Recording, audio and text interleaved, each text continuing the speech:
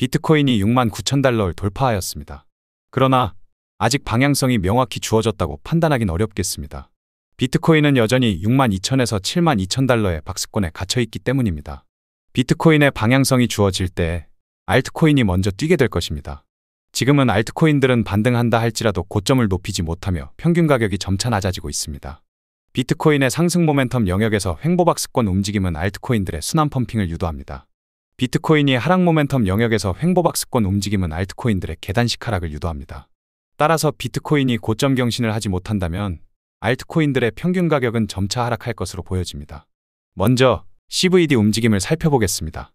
대형 고래와 중소형 고래가 일제히 매수에 동참하면서 비트코인이 69,000달러를 돌파하였습니다. 그러나 매도벽이 70K, 71K, 72K, 73K에 촘촘히 박혀 있으며 해당 저항 레벨에서 재차 조정이 나올지 지켜봐야겠습니다. 또한 재차 조정이 나온다 할지라도 65K, 64K, 62.5K의 매수벽이 촘촘히 박혀 있어 해당 지지 레벨을 이탈할지에 대해서도 우리는 유심히 지켜봐야 될 것입니다. 결국 62에서 72K 박스권에서 박스권 하단의 매수벽, 박스권 상단의 매도벽을 쌓아놓고 있는 상황입니다.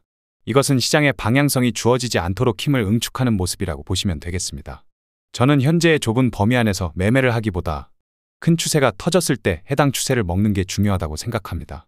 너무 단기 움직임에 일희일비하며 의미를 부여하지 않으셔도 되겠습니다. 지금 당장 매매를 왕성히 하시기보다 관망하시며 지켜보셔야 될 구간이라 생각합니다. 다음 주제는 미결제약정 흐름입니다. 미결제약정이라 함은 수익 실현을 하지 않은 포지션을 의미합니다. 언젠가 수익 실현이 될 물량이라고 해석하시면 되겠죠. 미결제약정의 증가는 시장에 대한 자금 유입이라고 보시면 되시겠고, 미결제약정의 감소는 시장에 대한 자금 이탈이라고 보시면 되겠습니다. 보통 대불장에서는 주가 상승에 따라 미결제약정의 상승폭이 상당히 증가합니다. 해당 불장에 대해서 지속적인 자금 유입이 이루어지는 것이죠.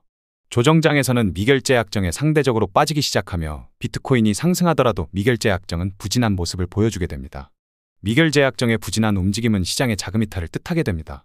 현재 분명 비트코인은 가격이 상승하고 있으나 미결제약정은 부진한 모습을 보여주고 있습니다. 해당 움직임은 조정장 초기에 나오는 전형적인 모습입니다. 물론 다시 한번 자금 유입이 크게 된다면 미결제약정이 크게 증대될 수도 있겠으나 현재의 흐름만 봤을 땐 대상승장을 위한 도약이라기보다 조정장의 초기 모습에 대해서 의심하고 있습니다. 따라서 당장 시장에 적극적으로 임하시기보다 한 발 물러서서 관망의 포지션으로 시장을 차분히 지켜보는 것도 좋겠다는 의견입니다. 다음 주제는 시장점 유율에 관한 내용입니다. 해당 차트는 비트코인 도미넌스 차트입니다. 비트코인 도미넌스라 함은 시장 지배율을 의미합니다. 보편적으로 상승장에서는 비트코인이 횡보 움직임으로써 제자리 걸음만 해주어도 알트코인들의 평균 가격이 급격하게 상승하기 시작합니다. 상승장에서는 비트코인 가격 자체가 제자리 걸음만 내주더라도 상승에 대한 기대 심리가 알트코인에게로 자금 유입되는 것이죠. 반면 조정장에서는 비트코인 가격 자체가 제자리 걸음만 하더라도 조정에 대한 공포 심리가 알트코인의 자금 이탈을 견인하게 됩니다. 현재 지금 비트코인 가격은 제자리 걸음을 하고 있으나 비트코인과 알트코인 간 가격 괴리감이 생기고 있습니다. 여러분 알트코인들의 움직임을 보십시오.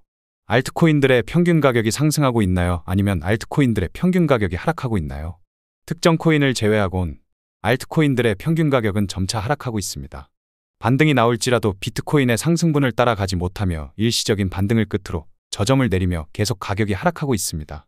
현재 이미 세력들은 어느 정도 물량을 정리하면서 시장에 대해서 떠나고 있는 것이 아닌가 합리적 의심을 들게 합니다.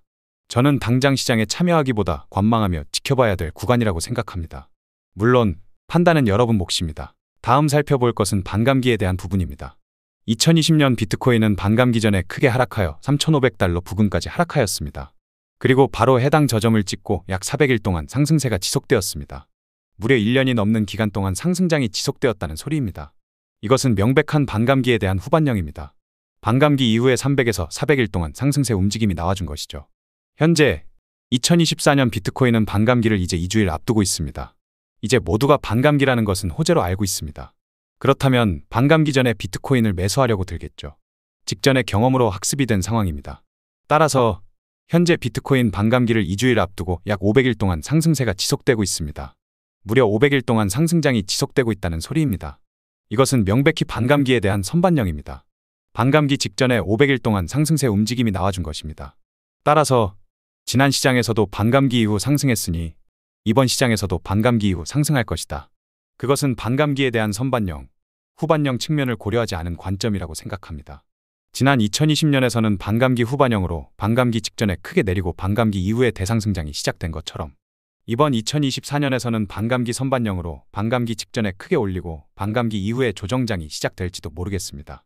따라서 저는 현재의 시장에 대해서 매수 동참을 하기란 다소 조심스러운 입장입니다.